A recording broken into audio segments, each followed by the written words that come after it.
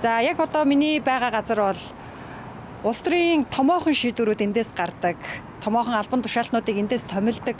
Олон нийтийн үзэл санаанд нөлөөлөх үйц тарих угаалтын ажил эндээс явагддгаа гэж яригддаг. Алдарт Гэрээгээ тааврын гадаа ирсэн байна.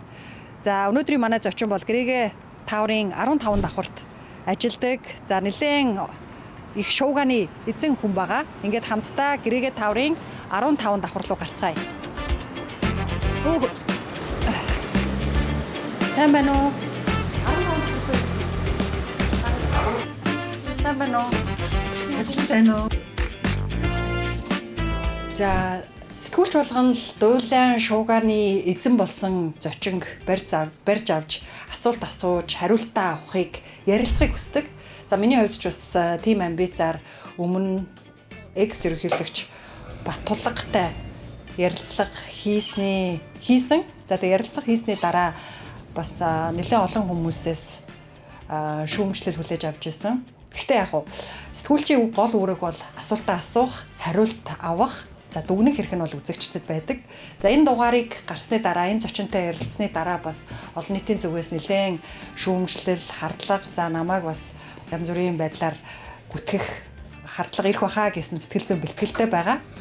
За ямар ч байсан 15 давхар руу орцгаая. Сайн байна уу? Нэвтрүүлэг хийхээр ирж байгаа. За. Сайн байна уу та?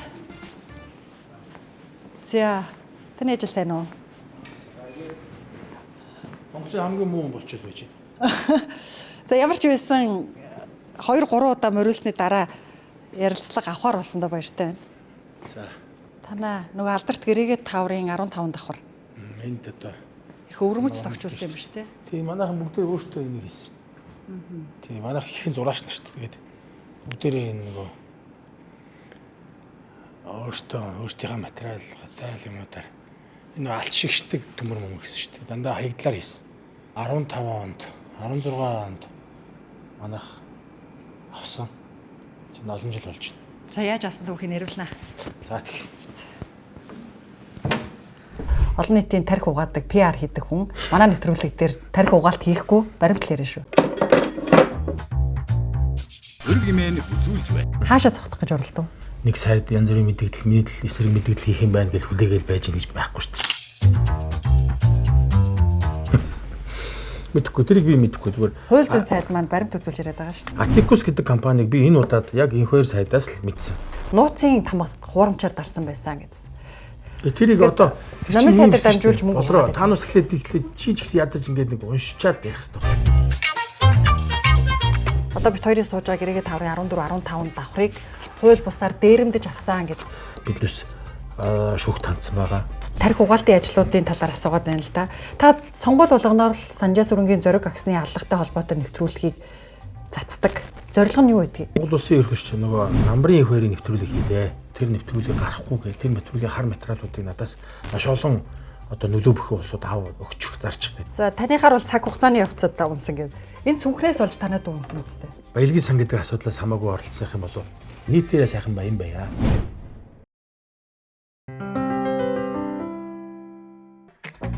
Бизнес эрхлэгч та санхүүгийн эргэлтийн зээлээ NetPay-ээр санхүүжүүлээрэй. NetPay бизнесэд хэлэх боломж бий. Тэгэхээр өнөөдрийн хамгаалан айлтгын өрг нэвтрүүлгийн шин цувралын шин дугаар эхлэхэд бэлэн болсон байна. Бид энэ удаа Hero Entertainment-ийн үүсгэн байгуулагч, найруулагч Баатартай ярилцахаар ураад байна. За бидний цаг гаргасанд баярлалаа. За та намайг бараг 2-3 ч морчгүй. Бүр цаг товлоод морьсон шүү дээ. Тэгээ энэ удаа ярилцахаар болсон баярлалаа. Өрсөнд баярлалаа. За таныг манай нэвтрүүлэг зочиндоо зориулж нэг юм гаргаж тавьдیں۔ Энийг энэ дээр тавьчих. Таны гадагшаа зугтлаа гэсэн яриа их гарсан байсан. Хаашаа зугтах гэж оролдов? Ер нь одоо хаашаа явах вэ? Мэдээж гадаад дотоод явах тохиолдол байна. Одоо юу гэдэг нэг сайд янз бүрийн мэдээлэл, эсрэг мэдээлэл хийх юм байна гэж хүлээгээл байж гэнэ гэж байхгүй шүү дээ. Урд нь ярьцлага өгч ирсэн асуудал бол нөгөө хоёлоо яг ярих гэхлээр нөгөө би таныг чинь бүр айл өнгөрсөн хавраас хойш үзэлцсэн шүү дээ урилга.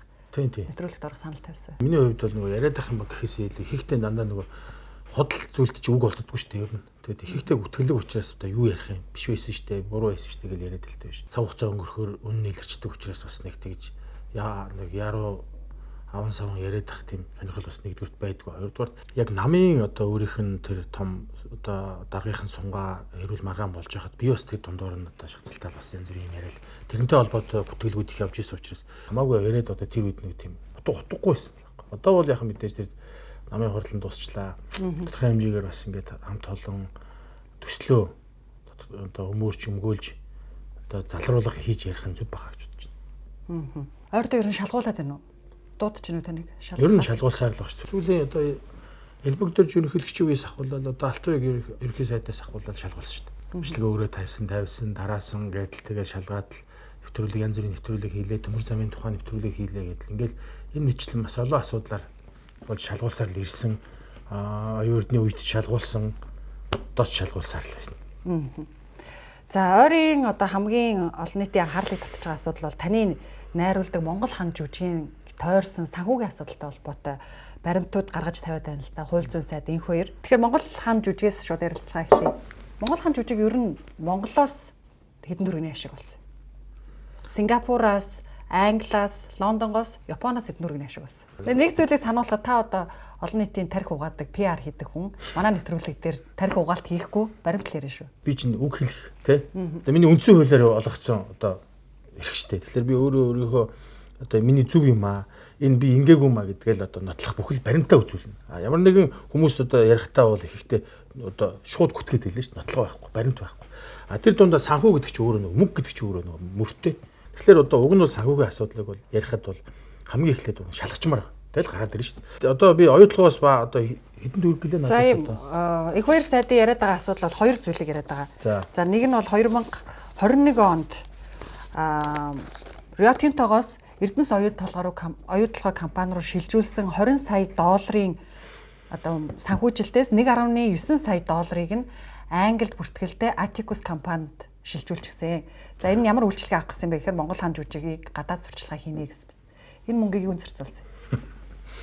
Мэдхгүй, тэрийг би мэдхгүй зүгээр. Хууль зүйн сайд маань баримт үзүүлж яриад байгаа шүү дээ. За тэгвэл би бас өөрийнхөө ярихад Atticus гэдэг компанийг би энэ удаад яг энэ хоёр сайдаас л мэдсэн. Тэр компани нэрийг, тэр компанийг Монгол хаан жүжиг улсын төсвөөс нэгч одоо төгрөг одоо 1 цент таваагүй гэдэг ахаа хэлээ.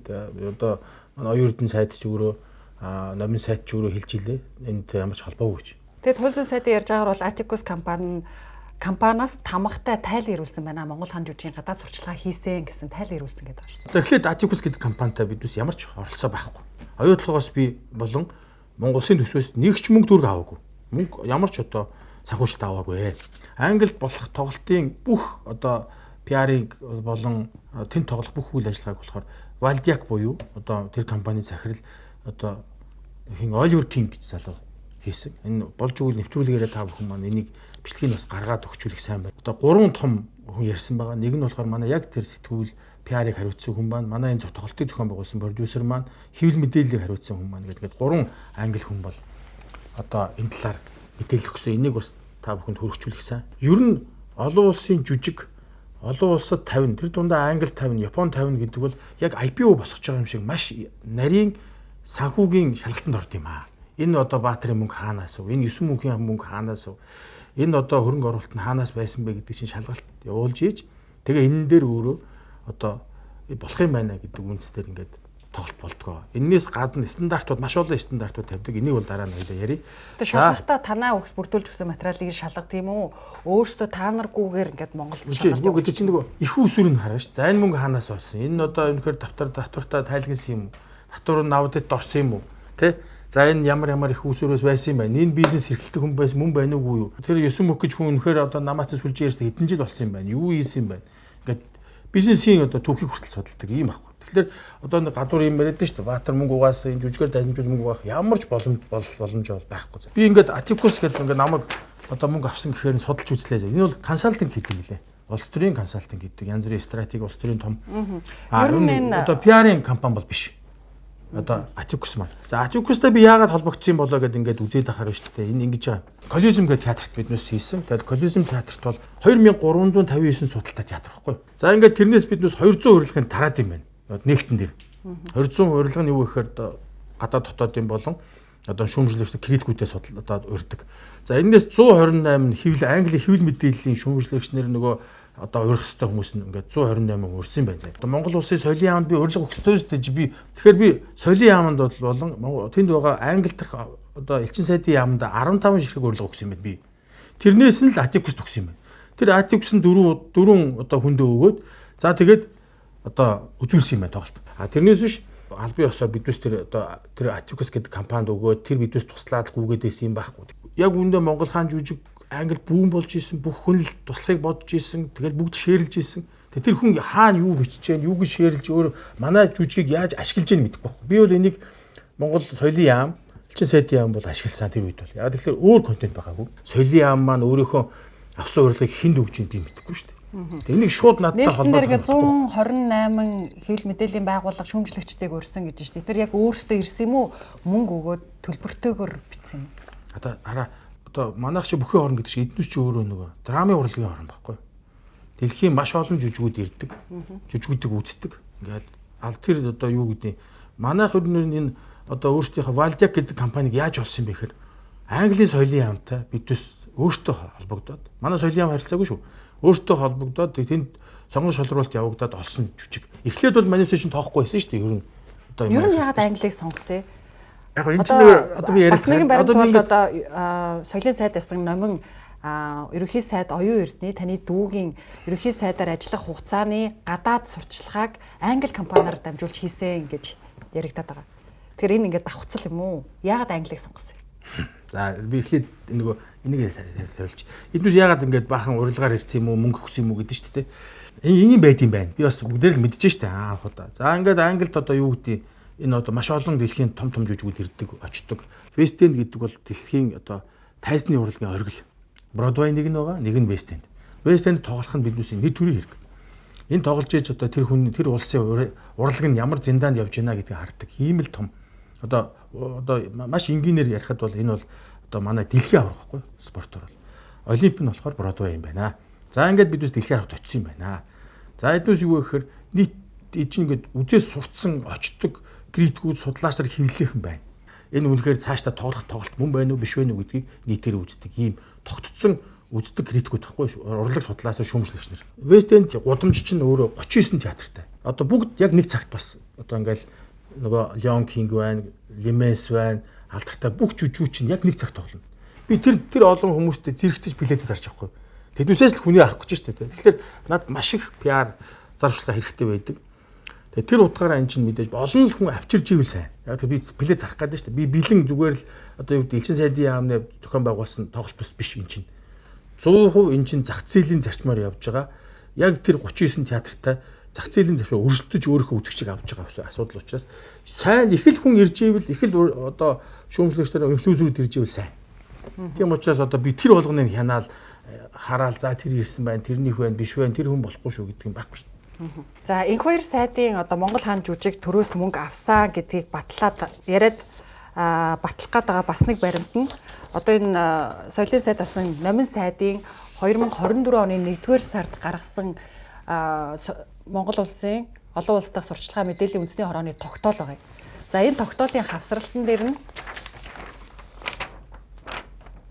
тамга төр жүжигийг олон улсад тоглуулахад дэмжлэг үзүүлэх гэдэг ингээ хавсралтанд оруулсан байна л да. Энэ олон ажлуудыг. За тийм байна.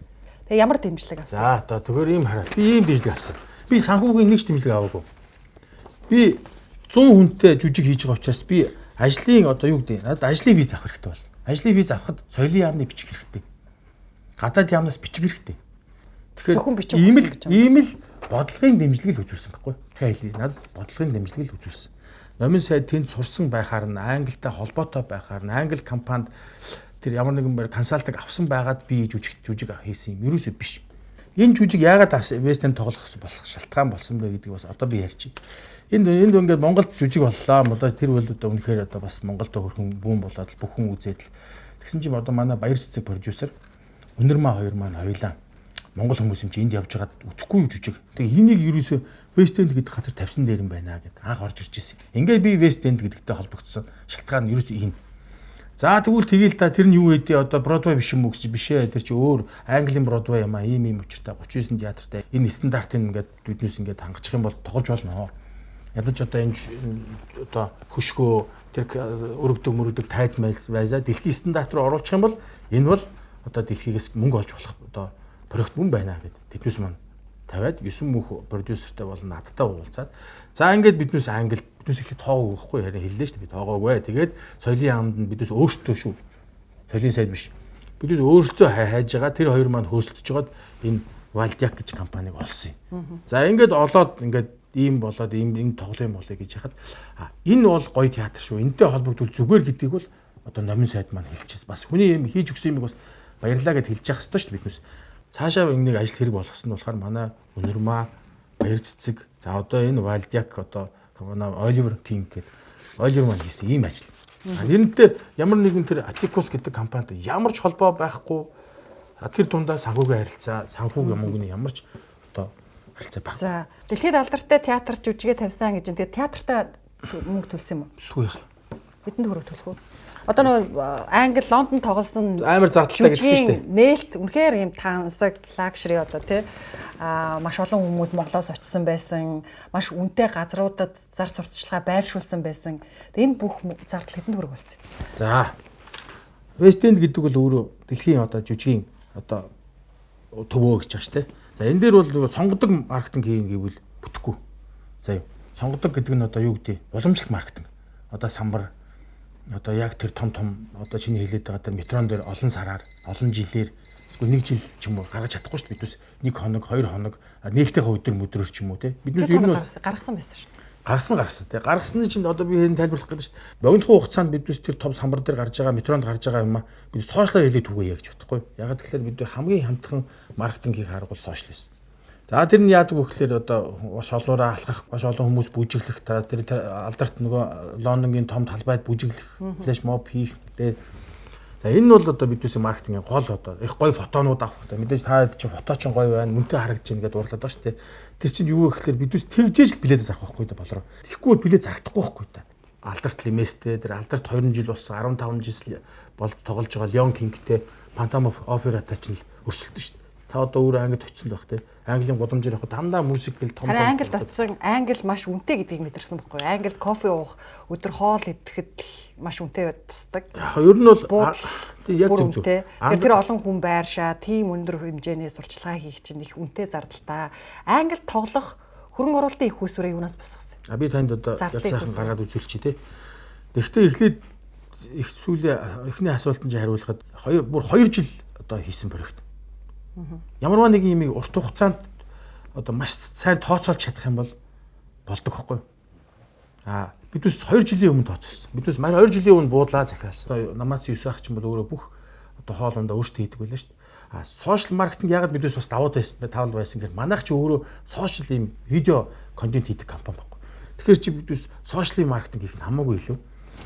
2 өдөр самбар дээр гарлаа 2 өдөр самбар дээр гарсныхаа уртл бүжиглээ самбар дээр гарсан шүү гэдэг шторк муудаа хийлээ тэрийг одоо сар цацдаг ч юм уу те ингэж маркетинг хийсэн. Маш урт хугацаанд маш удаан төлөвлөж хийсэн учраас одоо зардлыг хэмж болж исэн. Гэхдээ би та хэд одоо бас зардлыг маш наривчлж үзүүлнэ ягаад гэхээр бас наваа янз бүр бүтгээд байгаа учраас харах одоо үзүүлэхээс арга байхгүй. Дугныг компани дотоод асуудал. Гэхдээ биднээс танд би бүх одоо зардлуудаа гаргаж өгье. Тэгээ энэ ингэж маркетинг хийсэн. Тэгээд ингэж хийсэн учраас бид амжилттай ч болж чадсан. Ер нь маш зөв хэмжиж чадсан. Тэгээ үнэхээр үнэтэй газар. Тэр утгаараа бас билет ч үнэтэй зарагддаг. Билет ч сайн зарагдах газар байхгүй. Энэ өөрөө одоо театр урлагийн одоо төв байхгүй. Тэгэхээр харин англи тоглогдох нийт хөрөнгө оруулалтаа хаанаас босгосон? За тэрийг одоо би танд хэлье. Ер нь бол манайх бол ийм байна. Ер нь Монгол хаан жүжиг Амундра 9 мөнх гэдэг 2 продюсертэй. Тий. Тэр хөрөнгө оруулалт хийж байгаа. Энэ 2 хүн хичнээн хөрөнгө оруулалт хийсэн. За тийм. За ер нь бол Англид бол бидээс 2 сая паунд зарцуулсан байна.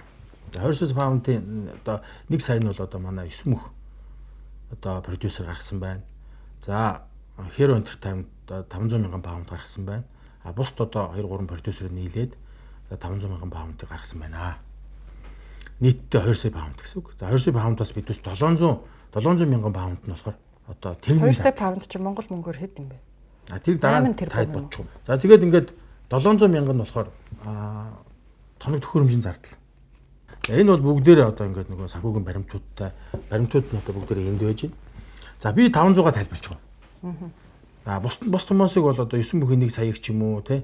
Тэр хоёр продюсерийнхаа хөрөнгө оруулж байгаа мөнгөний их үүсвэр хаанаас орж ирж байгааг та өөрөө бас шалгаж мэддэг үстэй. Би эхлээд өөрийгөө тайлбарчдаг. Би чамд одоо анх ярихтаа л хэлсэн. Би өөрийнхөө мэддэг юм ярина. Мэддгүй юм яриад байгаа бүгдээрээ.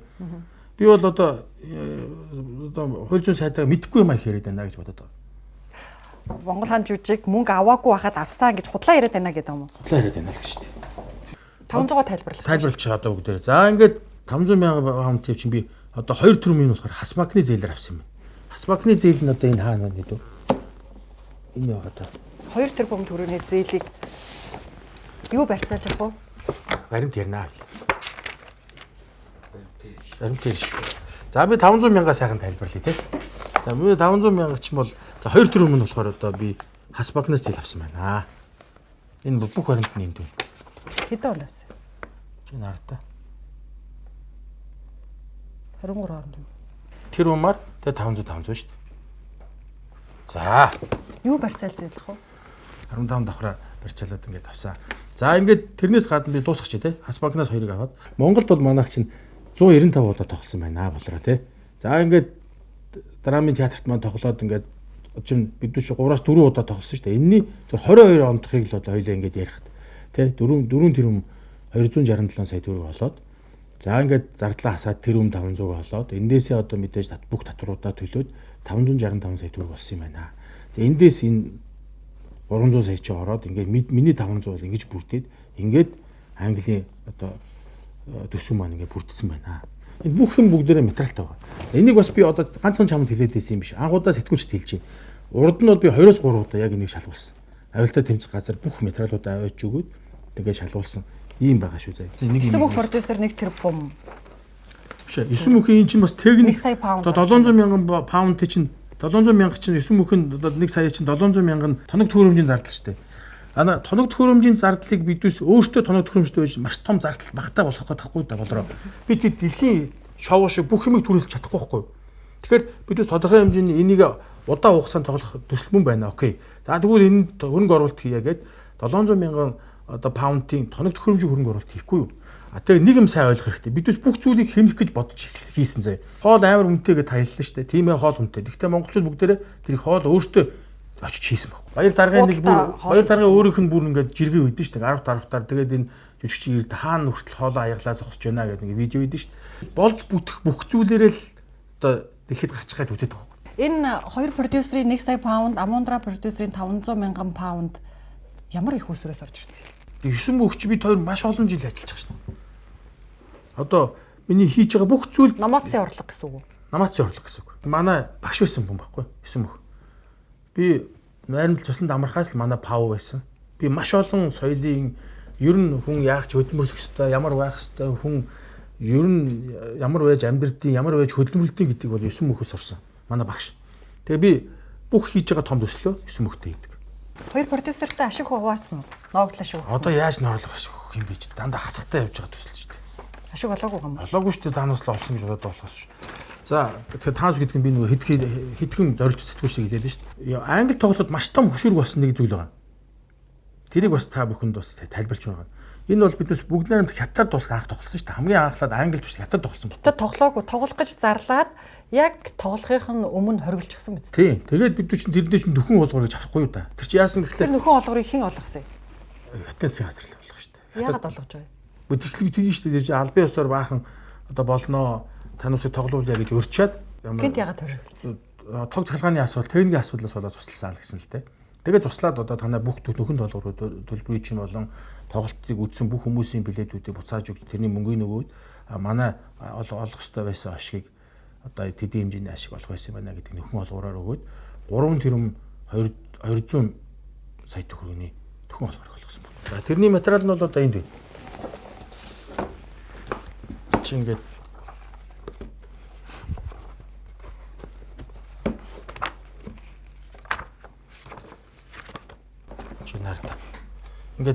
зарим хэсгийг бэлнээр зарим хэсгийг ингээд шилжүүлсэн байгаа үстэй тэр араа. Тэгээд одоо манай нягтлангийн гараа үсгтэй жиг нардаа.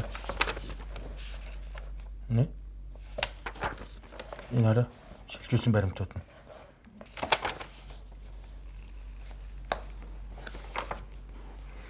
2023 онд Монгол хаан жүжиг тавьсан шүү дээ. Тэгэхэд энэ сая танаас асуугаад байгаа соёлын сайдын тогтоол 2024 онд гарсан байна л да. Дэмжлэг үзүүлнэ гэсэн тогтоол. Тийм, яг зөв.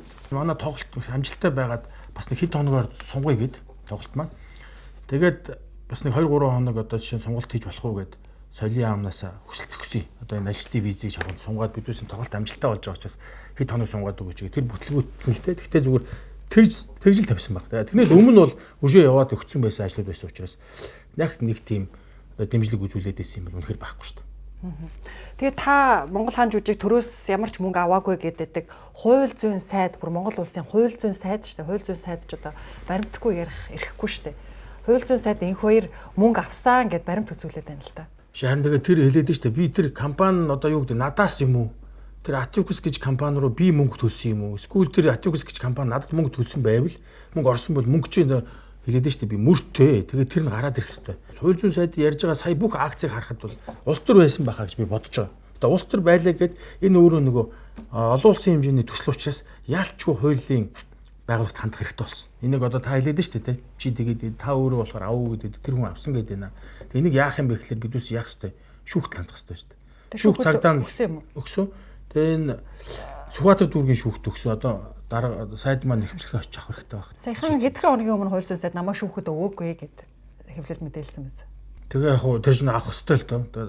Одоо хууль зүйн сайд хуульч хүн тэгээд одоо ёс зүй эд гарах байлгууд очиж шалгуулах хэрэгтэй. Одоо ингээд ард түмнийг бас ингээд талцуулаад нэгдүгээрт хоёрдугаарт ингээд надаас гадна 99 залуу ажиллаж байгаа шүү дээ энд чинь. Ганцхан надаас болоод харлуулад байж болохгүй энэ төслийг. Тэгээ дэлхийд нэг айтайхан гарчих гээд шүү дээ. Бидүүс соёлын бүтээлч үйлдвэрлэл ер нь байж болох юм а гэдгийг жишг болгох гал яваад байгаа шүү дээ. Тэр утгаараа бидүүс мерчендайз гэдэг юм гаргаж өглөө. Одоо оюуны өмч гэдэг юм маш нарийн дэлхийн стандарт болгож үзүүллээ. Техник үзүүлэлтийн болон одоо тайзны бүхэл стандартыг дэлхийд яг ингээд нийцүүлж шүү дээ. Энэ өөр аимх ажил байхгүй та. Маркетингийн зард бол дэлхийд хэд одоо коллизмд бол ямар байдаг вэ? 1 саяас 1 сая 500 2,500 паунд том маркетинг хийх юм байна. West End-ийн шоунууд.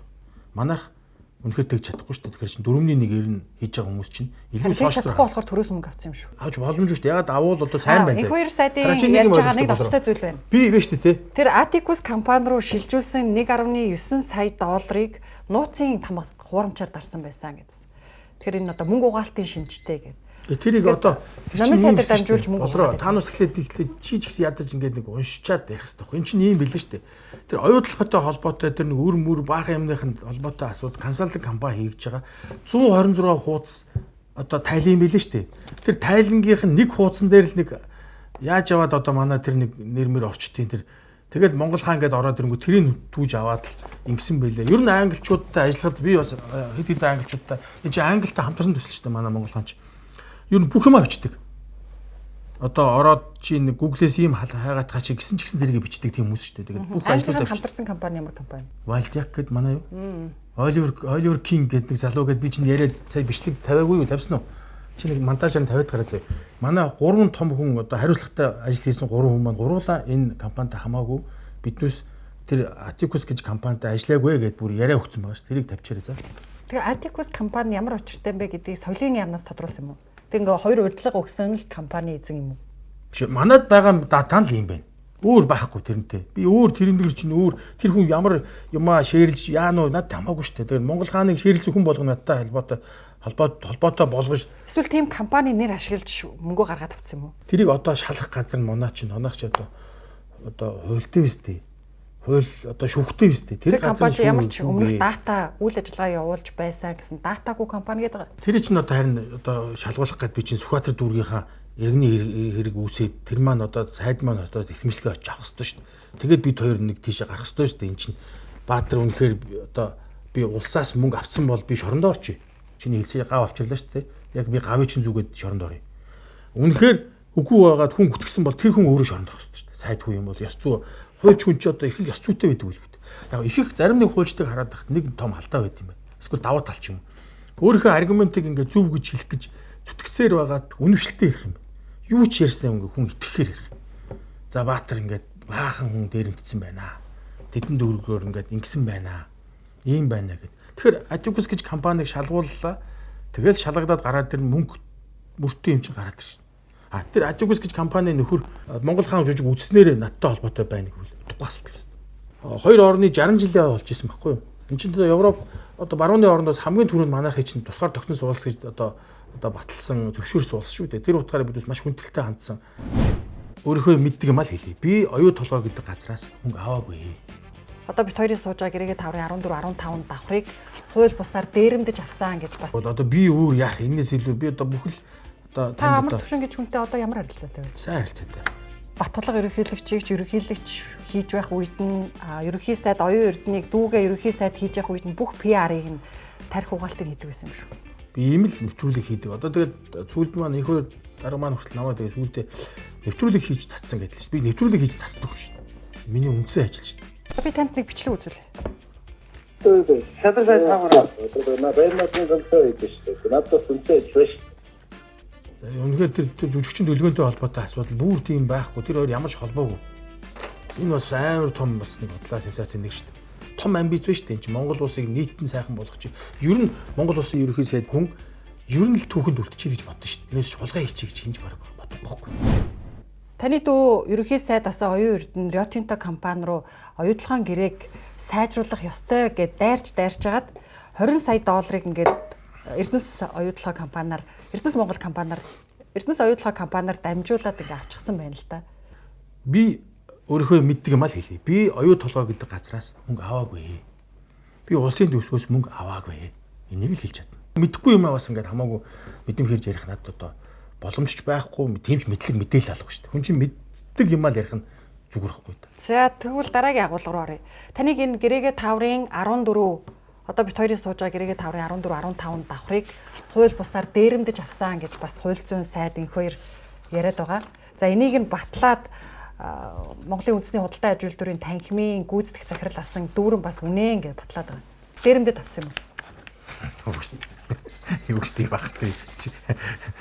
Сүүлдээ нэг худлаа имиж чинь сонсоод байхаар сүүлдээ нэг юу байхгүй болчихсон юм шүү дээ. Хэлэгч үг олдохгүй тэгээд энийхээс барахгүй байдал орд юм. За 15 14 хуулийн дээрэмцэгсэн. За хоёул 15-ыг хэлэхнээс нэрээ тгөө. 15. За 15-ыг бол би яг ингээд эхлээд 15 давхарт нь орсон юм байна шүү дээ. Орсон тийм. 2015-оноос ахвалаад бид түрээссэн энд. 17 15-оноос ахвалаад түрээс зураг мураг авч жагаад 2017 онд бид ийш ороод тэгээд гэрчлэгэнд 2018 онд гарсан байна. Тэгээ амраа үед энэ гэрээ ерөөс ийм. Би тэрүүн 500-аар аваад 500-ыг нь бартер гэдэг тэр үедээ. Тэр үе чи өөрөө манай үеч бас улс төрийн улс төрч болох гад юу хурлын гишүүн болох гэж чөлөө PR дээр хийлгээд тэгээд бид бартерын гэрээтэй. Тэр бартерын ажлыг хийсэн юм уу? Эсвэл бартерын ажлыг хийгээгүй болохоор хийлгүй яах вэ? Дээрэмцсэн гэдэг юм уу? Тэгээд найз нь дүүрэн гэж хүн чинь амар төвшин гэж хүний сайн найз нь шүү дээ. Байр авч явах үед харж л байсан хүн мэдэхгүй. Би тэрийг одоо би дүүрэн гэж хүнээс одоо байр аваагүй. Би амар төвшин гэж хүнээс л авсан байхгүй да. Тэгээ 15 чинь ингээд ийм төлөөд ингээд болцсон шүү дээ. 14 давхрыг яасан бэ гэхлээр шүү дээ. Бидээс 14 давхрыг болохоор хас банкны зээлээр би 2 төгрөгийн зээл авсан. 2 төгрөгийн зээл гэхлээр бас нөгөө одоо хасаас 2 төгрөгийн зээл аваад та англитай тоглосон биз дээ гэдэг давхцуулж ойлгож ерөөсөө болохгүй за юм тустаа шүү. Тустаа асуудал. Тустаа ахаа зээл авсан. Тустаа зээл авсан. Тэр чинь нэг сайн харилцдаг газараа л хүн чинь зээл аваад л тэгээд төлөөл зээл аваад явдаг энэ зарчмаараа л ахна хийсэн. Тэгэхээр дахиад барьц хэрэгтэй болно шүү дээ. Альны. Одоо ахаа 2 зээл авахд та эхлээд 2 тэрбумын зээл авахдаа гэрээгээ 5-аар барьцаалсан бол ахаад их хэмжээний мөнгө авахд дахиад нэг барьц хэрэгтэй болно шүү. 23 онд Лондонгийн Монгол хааны тоглох гэж авсан 22 тэрбумын зээлээ 25 онд төлөө дууссан гэсэн үг юм. Гэхдээ тэгэхгүй яагаад тэр чинь тоглолт билет зарагдлаа авлаа төлөлөө юмудаа авлаа ингээд тэр чинь одоо англиас ч орж ирсэн мөнгө нь энэ ба штэ. 1 сая 800 сая паунд орлого нь орсон ба штэ энэ хараа. Манай орлогчийг хараа. Орлого нь 1.8 сая паунд. Энэ нь болохоор нөгөө одоо энэ дотор чинь нэмээд одоо мерчендайсийн орлого гэдэг ингээд 900 энэ орж ирж штэ хараа. 28 мянган билет зарагдсан байна. Тэгээ 1.8 сая паунд орж ирсэн байна гэдэг. Энэ баримтанд байгаа. Тэгээ 25 он дахиад хас банкны зээлээр 14 давхрыг нь худалдаж авсан гэж байна. 25 он гэдэг энэ жил үү? 15 давхарт бол бидээс удаан хугацаанд ажиллаж амьдарч байсан. 14 давхрыг бидээс саянаас л авсан ба шүү дээ. Танаас авахтаа бид бас хас банкны зээл аваад авсан байна. Монгол Ардын намын их хурал дээр дүүрэн гэж хүн миний ярьсан үнэн дээрэмдэж авсан 14 15 давхрыг гэсэн байсан. Харин тэгэхээр энэ чинь бас ахаал нөгөө хууль шүүхэн байгуулгаараа л одоо энэ чинь цензурлэхгүй бол одоо би өөр яах энэс илүү би одоо бүхэл одоо та амар төвшин гэж хүнтэй одоо ямар харилцаатай вэ? Сайн харилцаатай. Яг гоо ерөнхийдөө ямар харилцаатай байдгийг. Сайн чинь зүгээр ингээд энэ их хэмжээний одоо бизнес хийсэн юм чинь сайн харилцаатай байхгүй юм байна. Амрааг би хар багасаа л одоо таньж мэдэн штеп. Биш үү? Одоо их хоёр сайдаа ярьж байгаа бол энэ гэрээгээ 5-15 давхраас олон хүнийг дарамтлагдаг, олон улс төрийн шийдвэрийг гаргадаг, тэр байтугай бүр шүүгч, том албан тушаалтнуудыг эндээс томилдгоо гэж ярьсан шүү дээ. Тэр дундаа хууль зүйн сайд нь гарч ирээд ингээд шууд гүтгээд явчихар чинь тэгээд одоо хууль шүүхэн байгууллагад нь хандаж л одоо нэг талд нь гарахгүй бол одоо эн чинь ингээл би бол үгүй гэж хэлэн мэдээж би яаж тэр шүүгчдийг таних ч шүү дээ. Би нэг шүүгч танихгүй шүү дээ. Батулга ерөнхийлөгчийг ерөнхийлөгч хийж байх үед нь ерөнхий сайд оюун эрднийг дүүгээ ерөнхий сайд хийж байх үед нь бүх PR-ыг нь тарих угаалтыг хийдэг байсан юм шүү. Олон нийтийн үзэл санаанд нөлөөлөх ажлуудыг төмөр замтай холбоотой. Энийг одоо ганцхан бас би батулгатай ажилласан юм биш шүү дээ. Би маш олон ерөнхийлөгч, маш олон одоо их хурлын гишүүдтэй болон сайд нартай ажиллаж исэн. Төмөр замын нэвтрүүлэг хийсэн гэдээ та сая дурдлаа тийм үү? Тэр би хийх ёстой байсан нэвтрүүлэг гэж боддөө миний хувьд бол. Одоо тааж гисэндээ ер нь бол хийх ёстой зүйл гэж бас байна шүү дээ бид мэт чинь. Заавал одоо хүний эрхийн асуудал дээр бол зөрчиж байгаа асуудал дээр дуурж явах ёстой. Заавал үндэсний эрх ашигт муугаар нөлөөлөх зүйл байвал энэ дээр дуурж явах ёстой. Тэр утгаараа л хийсэн ажил. Би ийм л нэвтрүүлэг хийдэг. Одоо тэгээд сүүлд маань их хоёр дараа маань хүртэл намайг тэгээд сүүлдээ нэвтрүүлэг хийж цацсан гэдэг чинь. Би нэвтрүүлэг хийж цацдаг шүү дээ. Миний үндсэн ажил шүү дээ. Засгийн газрын эсрэг зохион байгуулалттайгаар иргэн ЭГ гэж хүмүүс захиалга өгч нэвтрүүлэг хийж цацсан гэд. Тэгээ ген гадагшаа зогтсон гэсэн 90 entertainment-тай холбоотой бүх хүмүүс шалгагдаж байна. Одоохондоо бол одоо цагдаж хоригдсон юм алга. Энэ захиалга өгсөн иргэн ГЭ гэдэг нь хэр entertainment-тэй ажил тийм үү? Энэ шалгаж байгаа л да. Наа чи шалгаж байгаа ажил учраас би наадахтай чинь яг тодорхой хариулт өгч чадахгүй байна. Ямар нэгэн байдлаар минийхэр бол миний мэдж байгаагаар хүн болгон өөрийнхөө үгийг хэлдэг байхтай засгийн газрынхаа эсрэг ажил дуурдаг байх хэрэгтэй шүү дээ. Энэ жишээ энэ чинь бид хэмнэлийн эрхчлөө, хүний эрхчлөө чи энд байгаа ч. Тэр сошиал баг ажилуулсан гэсэн үг юм уу? Одоо сонгуулиар бол мэдээж тэгэл одоо өөрийгөө сурчлан таниулах, тухайн одоо дүрээ илүү хүмүүст хүртээх, эсвэл тэр агуулга хүртээхэд бол одоо сошиалар идэвхжүүлэлт явуулах нь тодорхой. Тэр л тэртээ хуулиар шүүрэгчл ажил юм чинь хийдэг. Яг одоо байнгын одоо хэр entertainment-тай холбоотой, баатартай холбоотой пэйж, хуудсууд янз бүрийн одоо хуурамч аккаунтууд байхгүй шүү дээ. Хууль зүйн сайд, энх хоёр сайд, оюун эрдэнэ сайдын сэлэмний ир болж ажиллана гэж ярьж байсныг санаж байна л да. Тэгээ таны хийсэн нүүрсний нэвтрүүлэг дундуур ч гэсэн орж исэн шиг санагдаад байна. Яагаад модчихв? Яагаад танах руу дайраад байна? Энэ бол одоо улс төрөл байсан байх. Намын даргатай холбоотой л одоо асуудал байсан байхаа л гэж бодоод намын даргыг одоо сумгаан дуусаад намын дарга нь тодорсныхын дараа яриа өгч шүү дээ. Би бол маш олон зүйл төр хүндэтгэлтэй одоо хүлээстэй хандж байгаа. Яагаад баатар гэж хүн яагаад муу болчихваа гэж. Тэ? Яг би бол энэ баялагын сан гэж нэвтрүүлэг хийсээс болсон юм болов гэж бодсон. Ер нь бол баялагын сан бүх нийтээрээ ингээд баялгаа одоо хүртээмжтэй хүртье. Баялагын тэгш хүртээмжтэй болгоё гэдэг л нэвтрүүлэг тэр концепцийг зөв гэж үзсэн. Тэр зүйлийг ярьж байгаа улсуудыг дэмжсэн. Тэгээ энэ тухайн нэвтрүүлгүүд хийсэн. Бас бүү. Энд чинь бас миний иргэний үүрэгчтэй бас. Бидээс бол баялагыг тэгш хүртээмжтэй байлгаа нийтээрээ сайхан баян байя. Тэгээ сая ерөнхийлөгч маань одоо баягтай эзэн Монгол гэж ураатай явсан. Тэгээд ерөнхийлөгч өө дэмжсэн. Тэр утгаараа л тийм нэвтрүүлэг хийсэн. Тэгээ нэвтрүүлэг хийсэн сошиал ингээл янз бүрээр хэлүүлээл доножлуулаад байна л да. Та экс ерөнхийлөгч Батулга ерөнхийлөгчтэй ойрхон ажилладаг байсан. Тэгээд ерөнхий сайд асан оюун эрдэнэ буюу одоо өөрийнхөө дүүтэй энэ хоёр хүнийг гүр болж холбоод одоо Батулга гэдэг хүний захиалгаар MCS компани руу дайраад байгаа юу? Үгүй шүү дээ. Ямар их ашиг та нарыг нэгтгэдэг юм? Бид өстөр төмөр зам гэдэг тухайн төмөр замын тухайн нэвтрүүлэг чинь би бас хийхдээ хоёр талын бүх л хүмүүс оролцоод хоёр одоо чухал зүйл хийжсэн байх.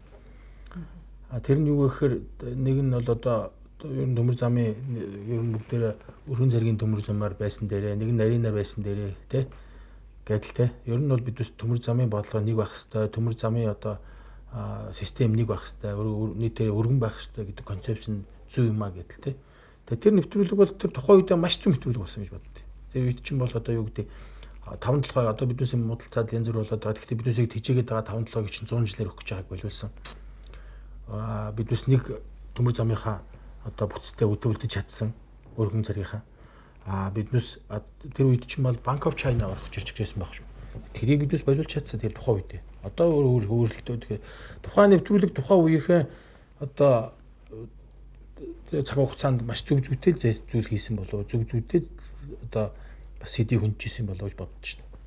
Ингээ 2017 оноос хойш Батулга ерөнхийлөгчийн үе үргэлжлүүлээд ерөнхий сайд асан оюун эрдний үе гэд бүгдээрээ нэг юм олон нийтийн үзэл санаанд нөлөөлөх PR-ын агуулга нэвтрүүлэг нь яг таны зохиолоор нэг өнгөстэй явж ирсэн шүү дээ. Би харин тань хэлээд шүү дээ. Би ер нь нийтээрээ баян байх гэдэг үзэл баримтлалыг бол дэмждэг хүн. Би цөөхүүлэхнээ хэдхэн баяжаад бусд нь одоо ингээ ядуу байдаг. Тэгс мөртлөө газартаа ийм том одоо баялагтай мөртлөө ингэж амьдраад байгаа нь буруу. Тийм учраас ер нь одоо нийтээрээ баян байдаг энэ баялагын сан гэдэг энэ концепт зөв юм а гэдгийг л хийж байгаа. Энийг дэмжиж байгаа. Тэрнээс биш юу гэдэг ямар нэгэн тухайлсан хүнийг дэмжижсэн тохиолдол ерөөсөй байхгүй. Одоо энэ хоёр сайд баялагын сан гэл одоо ерхий сайд болоод ч юм уу гарч ирээд баялагын сан энэ зөв юм а гэдээ явуул би дэмжинэ. За Виктория одоо яг энэ хэсэг бол таны хийдэг PR гэж нэрлэгдээд байдаг. Олон нийтийн үзэл санаанд нөлөөлөх тарих угаалтын ажлуудын талаар асуугаад байна л да. Та сонгуул болгоноор л Санжаа сүрэнгийн зориг аксны аллагатай холбоотой нэвтрүүлгийг цацдаг. Тэгээд удаанч бэлдсэн энэ талаар олон ч хүнийг яриулсан 10 орчим телевизээр цацсан. Тэр мөнгө нь хаанаас гарсан? Зорилго нь юу байдгийг? Би анх удаа энэ Монгол улсын ерөнхийлөгч нөгөө намрын их хоёрын нэвтрүүлэг хийлээ. Зөөрхөн хэл. Энэ нэвтрүүлэг хийхэд маш олон хүмүүс одоо надтай дайсан болж ирсэн. Би ер нь анх удаа энэ нэвтрүүлгээс болоод энэ улс төр гэдэг зүйлтэй хатгалцсан. Захиалаагүй заяа. Та өөрөө бас мэдж байгаа. Би тэдэд бас нэг юм байдаг вэхээр мэрэгжлийн өөрийнх нь амбиц гэж нэг юм байдаг. Мэрэгжлийн өөрийнх нь. Хар багасаа сурч хөдөлмөрлөөд хүмүүсийг хараад хажууд нь байгаа сурцсан. Би тийм юм хийхээсэн. Би энийг хийчихсэн гэдэг хүсэл эрмэлзэл байдаг. Мөнгнөөс илүү эсвэл зүтгүүлж байгаа ур чадварыг харуулсан ийм хийчихсэн. Энэ асуудлыг хөндөд ингэж тавиад гаргачих хийсэн. Энэ талаас нь үзүүлж хийсэн гэдэг. Энэ амбиц бол одоо найруулагч хүндэж байна. Тэ? Редактор усуудч байна. Тэр намрын их хоёрын 100 эрхмээс болоод би чинь бүх асуудалд ороод тэр нэвтрүүлгийг гаргахгүй гэх тэр нэвтрүүлгийн хар материалуудыг надаас маш олон одоо нөлөө бүхэн улсууд өгчих зарчих гэдэг. Би зараагүй. Тэгээд энийг дараа нь 16 онд манай Hero Entertainment-аас материал алдагтаад намайг чи баахан бичлэг тараасан. Тэгэхээр намрын 2 бичлэгүүдийг тавилаа гэдэл. Тэгэл энэ чинь би нөгөө өгөөд би тгийгүү маа гэдгээ батлах хэрэгтэй болно шүү дээ. Тэг мэдээж. Тэг яаж алдагцсан? Энэ өөрөө нөгөө дараа нь одоо олоход бол манай зоригийн ирэх дээр тусгай ажиллагаа хийх одоо прокурорын зөвшөөрөлтөй байсан. Тэгээд манай тагнуулыг авсан байсан. Тэрийг 21 онд өөртөө хүлээмжшүүлсэн шүү дээ. Hero Entertainment руу тусгай ажиллагаа хийгээд материал авсан байна. За энийг өөрөө хурц генерал өөрөө одоо хүлээмжшүүлсэн. Тэг мэдээж хурцын буруу гэхээсээ илүү мэдээж дээрээс өгсөн даалгаврын дагуу тэр хүн чинь одоо зэрэг хүн чинь даалгавраа биелүүлсэн л байхгүй. Тараасан гэдэг бол хүлээмжшөөрөөгүй. Тусгай ажиллагаа тагнуулал хийсэн нь хүлээмжшөөрсөн. За ингээд би чинь тараагдаад буу юм болоод энийг чинь тайлбарлаад олох хэвээр үнэхээр тэр эзэн хэн байсан бэ гэдгийг ингээд явж явах завсар биднес би зоригийн эрэхтэй илүү ойртож эхэлсэн байхгүй. Тэг яагаад энэ зоригийн иргэн тухай нэвтрүүлэг хийсэн бэ гэж. Тэгээ олон талаар цацваа гэж те. Алуурчин зурагтаар гаргалаа гэж шүүгсэн. За ингээ 3 асуудал болсон. Дуртай нь алуурчин гаргаад байж болдг юм уу? За сонгуулийн үед яагаад нэвтрүүлэг хийвэл илүү бас амттай болдгоо гэхээр сонгуулиар маш олон хүн одоо нэвтрүүлэг хийх тийм нээлттэй болж эхэлдэг. Ярьцлага үгүй. Би энэ тухай ярьж болж байна нэг. Хоёрд ер нь бол одоо гоё том зочдтой уулзах боломжуудыг яг сонгуулийн үеэр бас бий болдог. Та өөрөө мэдэн шүү дээ. Та ч гэхдээ ер нь дүүгийнхаа нэрийг барайл бүх том зочдыг ураад нэвтрүүлэгтээ оруулчихдаг юм шүү. Би оюун эрдэнэс юм л бас Hero Entertainment байсан шүү дээ. Олон хүн л дандаа л томчууд ордог л. 100 эрхэм нэвтрүүлэг чинь дандаа томчууд хэрэглэгчээр оруулчихдаг. Батулга тэр үед бас өргөж болоог байхад л би 100 эрхэм нэвтрүүлсэн шүү дээ. Тэгэхээр энэ бол нэг тийм 2-3 хүмүүстээс үл хамаарсан зүйл байхгүй юу? Зоригийн иргэн тухайн нэвтрүүлэг яагаад хийх болсон бэ гэж. Нэг шалтгаан бол мэдээж одоо зоригийн иргэн хүмүүс бүгдээрээ зоригийн иргээс айж имэд юм байна. Хоёрдугаарт хүний ирэх маш том кейс байсан байхгүй юу? Надад бол мэдээж хүмүүстэйгээ уулзсан, танилцсан, ярилцсан тэр тухайн асуудлыг би судална. 27 жил болгон гэж хүн. За гадагш явж болохгүй шүү дээ хэлийн оройд 27 жил. За тэгээд Чимгэ гэж эмэгтэйг бас 8 жил. Хүний ирэх маш том одоо зөрчил байна. Тэгээ энийг бидээс дуурахгүй болохгүй. Хөлмөлтүүлснийг та тухайн үед яаж мэдчихсэн? Миний бол итгэл үншил тэрлээс. Яг тэгэхээр би тэрийг чинь зүгээр л хараад шууд ингээл одоо тааж гисэн нэвтрүүлэг хийхдээ сайн судалдаг. Тэрээ шиг би маш сайн судалсан. Одоо зориг одоо аксны өөрийнх гэр бүлийнхний одоо үзэл бодол хамгийн одоо ингэж би биднээс тэгж боддог доо гэдэг бодол итгэл үнэмшилэгч нь хамгийн гол зүйл. Ганцхан гэрч байгаа шүү дээ. Булган гэж хүний итгэл үнэмшил хамгийн чухал. Энэ хугацаанд ерөөсөө нөгөө хэргийн материалыг танилцуулж болохгүй, хэргийн материалтай холбоотой юм яриа өгч болохгүй гэдэг. Ингээд 27 жил тэр хүний чи ерөөсөө ер нь нартай 27 орсон байхгүй. Юу гэдэг юм булган гэж хүн 27 жил чимгээ гэж эмэгтэй 29 жил хэлмэгдсэн байна гэд Монголын шүүх баталсан ба шүү дээ. Тэр чинь би тэр хүмүүст гаргах ёстой шүү дээ нийгэмд. Прокурор нь ч гэсэн бүр бас хэлдэг шүү дээ. Ямар ч прокурор одоо би ажлаа хийх боломж надад олгоогүй. Шүүгч нь болохоор ийм л материал өгсөн. Би энэ материалын дагуу шүү шийднэ гэд. Ингээд 3 шатны шүүхээр эмэгтэй хүнийг зүгээр гудамж явж исэн эмэгтэйг ингээд одоо охироцсон ийм том кейс. Би энийг хийх олон жил судалсны одоо тэр амбиц одоо өөрийн бидний энэ найруулагч яг энэ мэрэгчлэр мэрэгшсэн хүний хувьд ийм болон кейсүүд нэг дор бүрдэж яхад нэвтрүүлэг хийж чадахгүй байна гэдэг бол хийхгүй байна гэдэг бол тэнэглэл байхгүй. Тэгээд ийм амар зүйл одоо ч гэсэн таныг нэг хүн шууд барьж аваад одоо тийм биш дээ одоо нөхцөл байдал чинь тэр нөх онгорхол байна гэсэн үг байхгүй. Хүн нэг хүнийг шууд гүтгээд хүн амны хэрэгээр шууд ялж болт юм байна. Энэ бол одоо кейс байж л шүү дээ. Ийм байх одоо боломж байхад нэг хүн ингэж хэлмэгдэх магадлал байна л гэсэн үг байхгүй. Тийм учраас энэ талд нь би зогсох нь зөв л гэж бодсон байна. Яагаад ингэ алуурчин яриулсан бэ гэдэг. Тэр алуурчин чинь эрхийг нь яаж гаргасан? Авсан. Одоо Амгаланбаатар гэдэг нөхөр байгаа шүү дээ. Амгаланбаатар маань би энийг ярмаар байна. Надах яриулах боломж олгож өгөөч гэд ингээд өөрсдийнхөө өмгөөлөгч болон хүмүүст хэлсэн баг. Одоо өмгөөлөгч нь холбогдоод өмгөөлөгч нь өөрөө ингэмээр байна. Манай хүн яриа өгье гэж байна. Авч болох уу? Танайхаа өгөөтгөө аваадгаш та зоргийн ирэх дээр ийм хийж байгаа юм байна. Тэр этгээд маань өөрөө гэрчтэй хүн гүтгсэн хүн би гүтгсэн юмаа гэж хэлэх гээд байхад ийм боломж олж байхад тэрийг бичихгүй найруулагч болоо да тэнэг хэвчтэй юу. Тань ч гэсэн тийм боломж олдвол та чинь бичихгүй. Надад олдвол тэр шоронд хоригдож байгаа хүнээс яриа авах боломж гарахгүй шүү дээ. Гарвал яах вэ? Би бол аавна. Тэгээд авсан. Энэ өөрөө хүний их аимшигтай том зөрчил байна гэдгийг би олон телевизээр гаргах нь зүг шүү дээ. 10 орчим телевизээр затсан байсан. За нэг 10-аас 20 сая үнийн ан шүү дээ. Надад 2 контент байдаг гэсэн байхгүй. Нэг нь чухал зүүн сэдв буюу одоо тэр нийгэмд болоод байгаа асуудлуудыг хөндөдөг захиалгат маягийн нэвтрүүлэг, мөнгө авч идэг нэвтрүүлэг. А нөгөөх нь 100 эрхэм буюу одоо ямар ч одоо эдийн засгийн одоо юу байхгүй. Эдийн засгийн орлогогүй. Тэгсэн мөртлөө монголчууд маш хэрэгтэй контент. Бид тэр контентыг телевизүүдээр би өнгөө гаргадаг. А би яаж гаргах вэ гэхээр би дараа нь би телевизээр танаа нэвтрүүлэг гаргах шүү. Чухал зүүн сэдвийг гаргадаг байна шүү гэд. Чухал зүүн сэдвээ хэдэн төгрөгөөр хийдэг нэг дугаар юм. Тэр үедээ янз бүрээр л болно шүү дээ. Одоо тэр чинь ямар сэдвээсээ болно шүү дээ. Хүүхдийн хүчирхийллийн тухай нэвтрүүлэг ороод ирвэл өнгөө хийж л таарна шүү дээ. Өө наад чи хийх ёстой хийлгүй байх. За тэгэхээр та олон жил энэ зориг агсны хэргийг судалж нэвтрүүлэг хийсэн юм байна. Тэр зориг агсны хэргийн жинхэнэ эзэн холбогдогчийг та мэдж байгаа бах тий. Яаж мэдв үү? Ер нь би бүхэл одоо аргументуудыг нийлүүлээд энэ талд байгаа ярьж үзээгүй, яриаггүй байгаа, сонсоогүй одоо гэрчүүд болон гэр бүлийн гишүүд болон оролцогч нар ингэж ярьж байна гэдгийг би маш логиктой ойлгомжтойгоор монтажил тавьсан л нэвтрүүлэг. Энийг дүгнээгүй шүү дээ би. Ард нь энэ алсан байна гэж би хэлээгүй шүү дээ. Эсвэл нөө монголчуудын үнэхээр мэдхийг хүсдэг сэдвээр сонгуул болгоноор PR хийдэг байсан юм уу? Дүүгийнхаа талд ашигтайгаар. Сонгуулийн үед хүмүүсийн бүх одоо мэдрэмжүүд нэлээд ажилтсан байдгүй. Тухайн мэдээллийг одоо та бас мэдэн шүү дээ. Хүнд маш хэрэгтэй мэдээллийг өгөх гээдсэн ч орж өгдөггүй, ойлгож өгдөггүй тохиолдол байдаг. Энийг мэдчихээсээ энийг уг нь мэдчихвэл зүгээр юм да гэдэг юмыг ойлгохгүй олон контентууд хийгээд тэр нь ямар ч хүнд хүртээмжгүй явах тохиолдол бас байдаг. А сонгуулийн үед тэр бол их бага байхгүй. Яа тэгэхээр хүмүүс бүгдээрээ их тийм сороо болцсон байна, телевизүүд нээлттэй болцсон байна. Тэр нэвтрүүлгийг гаргах бололцоо боломж нь өндөрцөн байдаг тийм байхгүй. Сонгуул болоод дуустдаг. Эндээс ядаж одоо ард түмэн илүү мэдээлэлтэй болчихосоо билээ.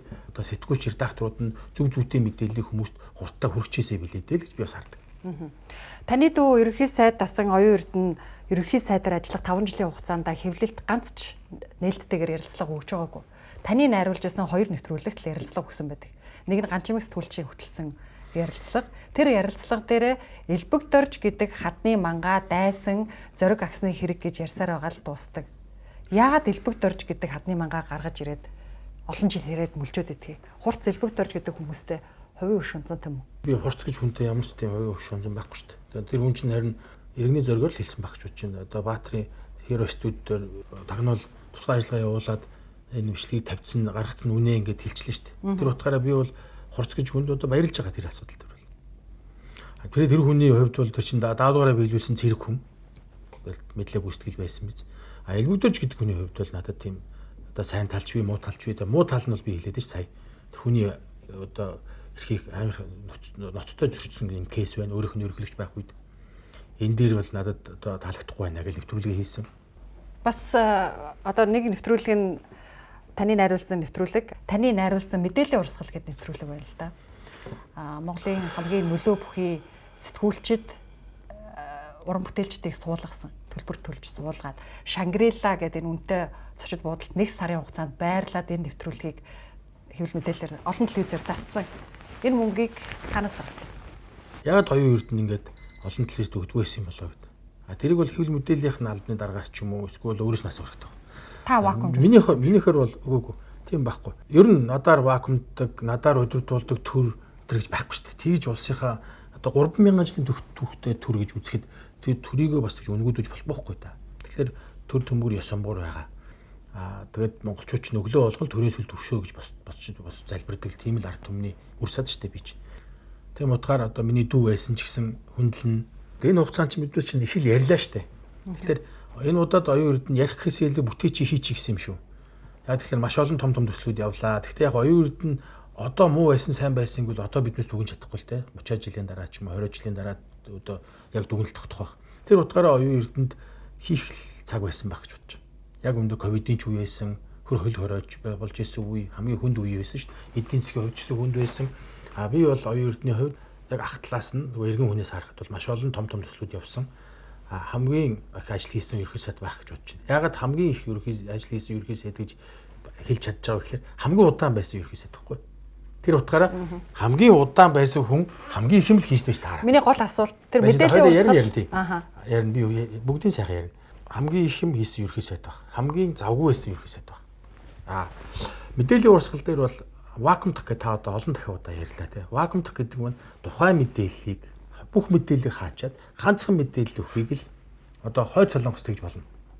Одоо манайх бол маш олон source, маш олон өнцгөр, маш олон мэдээлэлүүд явж байгаа. Энээс хүн өөрөө хэрэгтэй мэдээлэл аавна. Монголын ард түмнийг монголчуудыг вакуумжуулах ямар ч боломжгүй. Окей, вакуумжуулах гэдэг нь та дүүгээ вакуумжуулаад өөрийнхөө бэлдсэн нэвтрүүлэгт л оруулж ярилцлага өгдөг байсан шүү дээ гэж. Тэгэхээр хэлээд шүү дээ би төр манай төр юу гэдэг гэж вакуумдах вэ? Тэр чинь надаас гадна оюун эрдэнэс гадна маш олон том институт ажиллаж байгаа шүү дээ. Тэр чинь юугээл ганцхан миний үгэнд ороод хүү гэдэг нэг байхгүй байхгүй. За оюун эрдэнэ сайдын хэвлэлд нээлттэй байсан, хаалттай байсан асуудал бол дараагийн асуудал. Дараагийн асуудал. Би завгүй байсан баха гэж байна. За хоёр дахь асуудал нь та мэдээллийн урсгалаар ингээд одоо тарих угаасан гэлээ те. Тарих угаах боломжгүй гэлээ. За 3 дугаар та хэллээ шүү дээ. Баахан хүмүүсийг суулгасан. Ингэсэн тэгсэн гэл одоо төлбөртөөгөр ажиллуулсан гэж шүү дээ. Үнтэй Шангрилад байрлсан мөнгө нь хаанаас гарсан? За нэвтрүүлэг хийсэн. Энэ үеэр яасан бэхээр ковид үеэс учраас мэдээллийн эмх зэгцтэй өгсөн дээр юм а. Яг тэгэхээр бид чинь анх удаа цар тахалтай нүрд болж штэ. Яг одоо үед. Одоо маш олон ташаа мэдээллүүд бол өмнөх сандрах асуудал маш их байсан учраас мэдээллийг эмх зэгцтэй хүргэе гэж бодсон. Тийм учраас мэдээллийг эмх зэгцтэй нэг редакцийн бодлоготой явъя. Тэрээс олон ургалчаар үзнэ л гэсэн үг штэ. Энэ дотор хизээж худалдахдаггүй маш олон сэтгүүлчнэр байсан.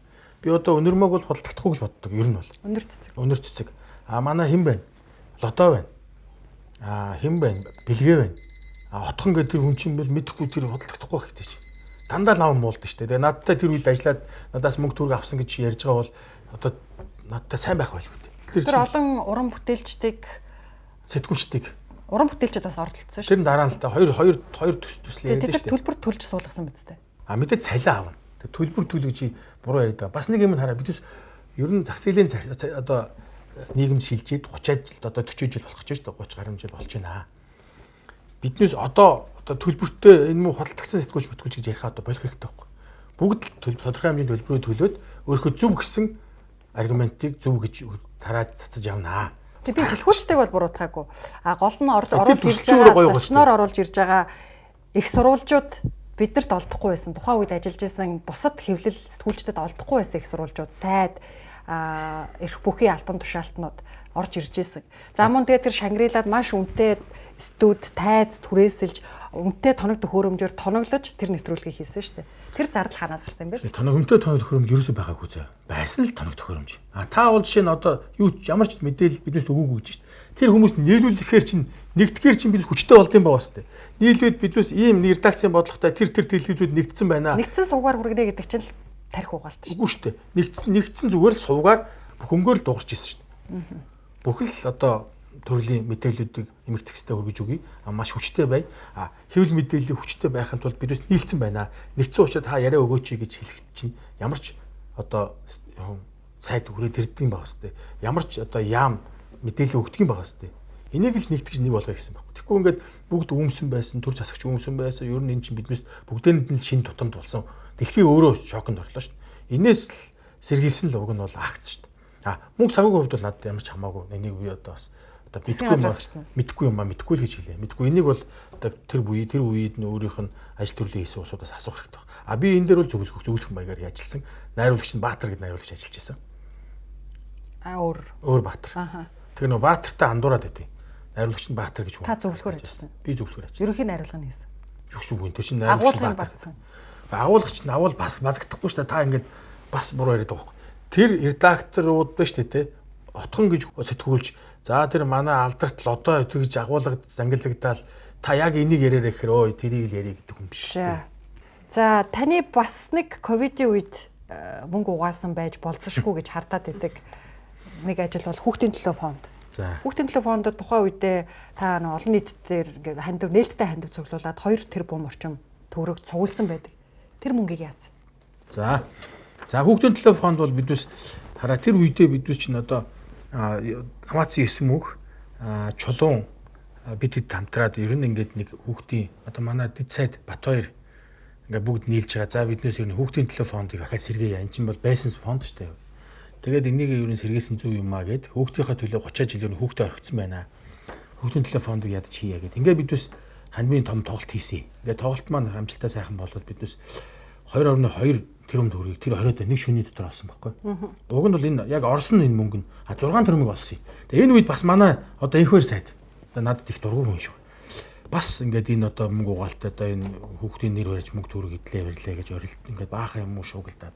Тэгээ надад дургуй нэг хэдэн хүмүүс байдаг шүү дээ. Тэднээс маань бүгдээрээ орилдож байгаа 6 тэрбум байгаад ингээд шүнжин дээр асуудлууд чинь болонгоо чинь мөнгө хүмүүс нь татсаар байгаад 2.2 тэрбум төгрөг болсон байна. Уг нь 6 тэрбум болсон. За ингээд анх ямар зорилготой мөнгө татаад ирэхээр юу хийх гэжсэн? Ер нь нөгөө хүүхдэд зориулсан бүтээн байгуулалт яа.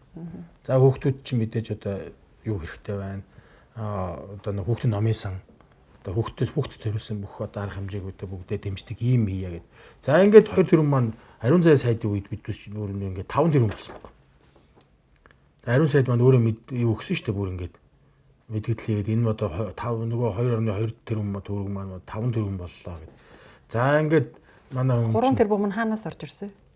Энэ нөгөө одоо мэдгүй энэс би ч нөгөө хүлээд өгсөн байгаа шүү дээ тэр чинь 2.2 тэрбум болгож өгөөл тэр өдөртөө тэр чинь бүх асуудлууд одоо шуугаа болоод тэгэл тэр чинь хадгаламжийн даасан биш байсан зүгээр дансанд байж байгаа тэр дансан шууд Ариун зай сайд руу шууд шилжээл одоо манай энэ хэн байгаа шүү бас ундармааг бас дуудах хэрэгтэй. Манай ундармаа маань үнэхээр сайхан оролцоод энэ бол гайхалтай төсөл болсон. За ингээд бид чинь одоо 2025 онд их хамгааллын сайд маань надад одоо бас яг өгсөн шүү дээ 24 төгрөг болсон гэдэг тэр бүрээ өгсөн тэр гэлтгэр бүрээ харж байна. Тэрийг бол одоо их хамгааллын сайд маань их зүг зүйтэй төсөл болсон. Хүүхдийн төлөө фонд их зүг юм болжээ гэд ингээд өгсөн байдیں۔ Энэ бол одоо би бол энэ хүүхдийн төлөө фондыг сэргээсэн хүмүүсийн нэг болсондоо маш их баярлалдаг. 6 тэрбум төгрөгийн маань харин одоо 2.2 болгож буулгаж өгсөн хүмүүсийн нэг бол манай энэ их хоёр сайд. Их хоёр сайд маань тэр үед сайд мэд болоог байсан бас шуугилдаад л шуугаал энэ хүүхдийн нэр барьж мөнгө төгрөг үрлээ инглээ тэглээгээд тэгж би их хоёр сайд. Тэгээд энэ мөнгө одоо юунд зарцуулагдаж байгаа? Одоо та их хамгааллын сайдаас л асууж шүү дээ. Юунд зарцуулагдаж байгаа нь яг анх ингэж санаачилсан болохоор юунд зарцуулагдаж байгааг нь араас нь хяналттай асуугаагүй. Би тэгээд одоо би одоо айдэн шүү дээ янз бүрийн юм руу сайд майд руу ярихаас тэгэл амд орчдөг болохоор надаас ч айдаг баг. Тэгээд би бол ямар нэг сайд майд руу залгаж ингэ тийм ярьдаггүй. Ямар сайд байгаа юу? Үгүй хаа. Одоо чи нэг яваалаа чинь Бакир ба. Одоо Бакир сайтаас асуух хэрэгтэй. За энэ юунаас орд юм бэ? Юунд яг гэж байгаа юм бэ гэд. Биднээс бол яг зорилттой байсан бүр нэг хүүхдийн номын сантай болчихъя гэж ярьчихсан. Чулуун ч тэр үед манай сайд байсан байхгүй. Чулуун доктор ч. Ийм л байна дахиу. За ер нь таны дүү экс ерөнхий сайд оюун эрдэнэ яагаад унсан гэж тавддаг вэ? Тухайн цаг үе өөрийнхөө хүмүүсийг бий болгодог. Тэгэл тухайн лидерүүдэд буцаагаал цаг хугацаанд аваа явдаг. Ахаа дараагийн цаг хугацаа дараагийнхаа лидерүүдэд төрүүлэл явдаг л жамсны асуудал байхгүй. Тэрийг их хүмүүсийн оролцоо, биднээс оролцоо их юм шиг байдаг юм шиг боддог боловч тийм байдгүй юм л. Нөгөө тэр алдартай цүнхийг аваад өгөөч. За танийхаар бол цаг хугацааны явцад унсан гэдэг. Энэ цүнхнээс болж танад унсан үстэй. Алдар цүнх. Яг тэгээд оюун эрдэнэ уналтыг бас нөгөө мэдээж ахаал нөгөө баялагын сан гэдэг асуудлаас хамаагүй оролцсон юм болов. Тэгээд хитгэн цөөхөн хідэн хүн баяжээд байна. Тэ? Цөөхөн одоо их нийтээр болохоор ядуу байгаад байна. Энэ болохгүй. Нийтээр монголчууд ядуу байгаад байна. Нийтээр баян болёо. Тэ? Баялагын сан гэдэг юмтай болчихё гэснээс л оюун эрдэнэ унсан гэж бодож байна. Ерөөсөө л оюун эрдэнэ унсан шалтгаан ерөөсөө энэ. Энэ бол зүгээр нөгөө шалтгаан нөхгүй. Юуны хувьд биш үү? Цүнхний хувьд дахиад уцаа ярихад өөрөө энэ цүнх авч чадахгүй хэмжээний ерөнхий сайд байвал одоо бас асуудал байхгүй. Яаж тэгвэл ерөнхий сайд болсон юм? Яаж биднээс эдийн засгийн асуудал шийдэх гээд байгаа? Та оюун эрдэнэ сайд баян гэдэг нэ тэ? Баян гэж хэлээгүй чи өөрөө мушгаад байна. Тодорхой хэмжээний өөрөө өөрийгөө аваа явуучих хэмжээний л чадвартай байх шүү дээ. Бүгд л тийм шүү дээ. Ер нь авилтаа тэмцэх газар нь шалгаад энийг нотолцсон байна гэдэг тагтал нотлоогүй гэдээ орлоод шүү дээ бүгдээрээ. Тэгвэл ер нь биднээс тэгвэл энэ хууль хяналтын байгууллага гэдэг яах юм? Нэг бол одоо нэг сайд нь гарч ирэл энэ хулгайч гэл өөрөө орлоод ивэл ер нь биднээс шүүх цагтаа гэдэг яах юм? Өөрөө биднээс ингээд нийгмийнхэн гэрээг өөртөө зөрчөөд эхэллээ шүү дээ. Хүүн өөрөө 10 одоо хэдтэй юм бэ? 21 2-тай залуу. Бас аав нь мэдээд ээж болохгүй шүү дээ. Одоо хүүн нэг хүн зохиод авах юм бол аав нь өмнөөс нь очиж шоронд орох юм. Энэ бол тийм адилхан кейс болсон шүү дээ. Оюун эрдэнэ сайдын хүү танад ажиллаж байсан юм уу? Нэг хэсэг бол ажиллаж байсан.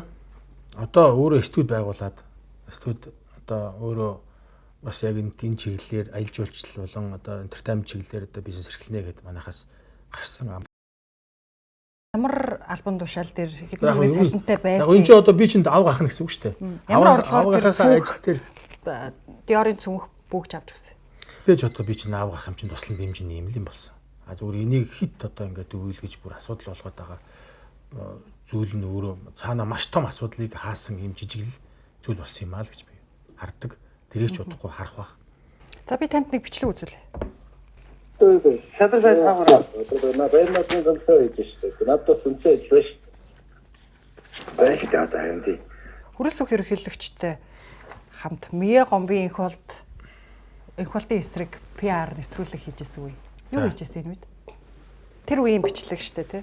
Хүрээс өх дарга бид тэр одоо Монгол Улсын ерөнхийлөгч бид хоёрын яриа. Энд чинь болохоор нөгөө одоо нэг манай бас алдарт хурц генерал маань л үүсгэж ажиллагаа хийгээл тэгэл бичлэг тавьсан л нөгөө яг л нөгөө зориг эрэхтэй холбоотой намайг чинь бичлэг тавьдаг, тараадаг гэдэг юм явдаг. Тэр үеэр л хийсэн бичлэг шүү дээ. Бид хоёрын яриаг интернетээр цацаад байсан улсууд маань тэгээс үлд нь өөрөө өөрийг нь тагнасан болгоод яваад байсан шүү дээ. Тэгээ Мие гомбын энх болт гэж хүний эсрэг хийсэн PR-ийн ажил уу юу? Би Батболго ерөнхийлөгчийн сонгуул дээр ажиллаж исэн үе. Тэгээ мэдээж би тэр талтаа л ажиллаж. Тухайн үед бол Хүрээс өх ерөнхийлөгчтэй хамтарч ажиллаж исэн юм байна те захиалгыг аваад. Үгүй тийм байгаагүй. Зүгээр тийм юм шиг л харагдуулсан болохоос шүү тийм байхгүй шүү. Ер нь Хүрээс өх ерөнхийлөгчтэй ямар харилцаатай вэ одоо? Таны дүүг Хүрээс өх ерөнхийлөгчийг унгаасан гэж бас яригадаад байдаг. Монгол хаан төсөлд яг үндэ шүү дээ. Нэг ч хүн туслаагүй. Ер нь бол одоо төр засгийн маш олон одоо хүмүүс зүгээр очиж үзээл баяр хүргээд л лээсэн болохоос биш бодиттой над тус дэмжлэг үзүүлсэн хүн ганцхан. Яг Монгол хаан дээр бол одоо яг үндэ Хүрээс өх ерөнхийлөгч маш баярлдаг тэр талаасаа. Саяхан манай ерөнхийлөгч маань биднээс бас одоо гавьяа шагнал өгөх гээд ингээд шагнал тодорхойлцсон байсан чинь манай одоо алдарт оюун эрдэнэ маань дундуур нь орж болиулсан. Чинь өөрийнхөө амбицийн төлөө одоо ер нь бол өөрт нь гомдохгүй хүмүүсийг бол хизээж тоохгүй тийм хүн байхгүй да. Том амбиц биш дээ чинь Монгол улсыг нийтэн сайхан болгох чинь ер нь Монгол улсын ерөнхий сайд хүн ер нь л түүхэнд үлдчихэ гэж боддоо шүү дээ. Тэрнээс хулгай хийчих гэж хинж бодохгүй байхгүй. Ер нь та нөгөө альч төрд нүртэй гэдэг шиг альч нам олон улс төрчдийн PR-ыг хийж исэн. Яагаад ер нь ингэж өөртөө ийм олон дайсан бэлдэж вэ? Тэгэхээр яг баялагын сан гэдэг нэвтрүүлэг гараад цацагтаал маш эрчимтэй ингээд намны эсрэг PR-ууд болон эсрэг ингээд одоо гүтгэлгүүд одоо сүултээ хичнээнж байшин савтай болчих. Та надаас асуух байх те маш олон зөвлөгөөтэй их яасан ч баян хүн болчих. Харин таныг ийм олон үйл хөдлөх хөрөнгөтэй гэсэн байсан. Хүнүү жаргаланд вилла хотхонд 300 м квадратын хаустай гэж байна. Эрдэнтийн явуулгын шороонд бас орд газартай гэж байна. Харин тий би үзье. За одоо би хэлье заяа. Надад биш дээ тэр ерөөсөө Japan Town 2 орон сууцуул байгаа. Оюун эрдэнэч бас байдаг шүү дээ. За тэр хүннүү өдөр хаус бол надад байхгүй. Эрдэнтийн явуулга бол одоо бүр байхгүй заяа. За тэр ховор элементийн лиценз гинүү тэр бол байхгүй. За санзайд одоо хаустай байхгүй. Эко тавгийн одоо тэр 56 давхар хар байшин талбайтай гэж надад одоо бас зарим нэг нь одоо манай отгоо над руу дайрдс байхгүй. Ярамг шинээр баригдаж буй 500 айлын орон сууц гэж юм тийм байхгүй. гадаад улсад хоёр шиг орон сууц хуучин ихнэрийн хамаатны нэр дээр байдаг гэх ямар аим байхгүй. Үнэхээр тэр жүжигчин төлөвлөгөөнтэй холбоотой асуудал бүр тийм байхгүй. Тэр хоёр ямар ч холбоогүй. Энэ бас амар том бас нэг бодлоо сенсац нэг шүү дээ. Бас л эмэгтэй хүний одоо эрхэнд талжаар хэлбэр шүү дээ. Тэгээд хэдэн жилийн хүүхдийг тоглох гэсэн. Тэр төлөвлөгөөн гэж жүжигчин энэ Монгол хаан тоглосных нь одоо тоглолоо гэдэл ингээл ийм бутгалаа. Тэгэл хоёр эрдэн тэр хоёр ямар ч холбоогүй. Жүжигчин төлөвлөгөөн Монгол хаан жүжигт хэдэн өргөний цалингаар тоглодог. Сарын цалин гэж үү юм уу нэг тоглолт гэж үү юм уу? Нэг тоглолтоор дүүн. Та нэг баримжаа дүүн хэлээч. Дунджаар яг нэг тоглолт 1 сая гэлдэг. Ер нь таны одоо тэр мэдээллийн урсгал, хүүхдийн фонд, за тэгээ ковидын үеийн цахим наадам гэж нэг том сенсац байгаа. Дандаа л ер нь ковид гээд юм хаалттай байсан үед зохион байгуулагдчихсан ажлууд байна шүү дээ. Цахим наадмыг тендергүүгээр авцсан уу? Ягаад та зохион байгуулсан? Ер нь ийм л юм болт юм билээ. Наадам маань. Уг нь жил болгон наадам 7 сард болно гэдгийг мэддэг боловч тэр марчдаг. Тэгэл байж байгаад бараг 7 хоногийн өмнө ч юм уу 10 хоногийн өмнө эсвэл 14 хоногийн өмнө л гинт наадам хийхээ санаад л тэгэл янз бүр болцоод юм билээ шүү дээ.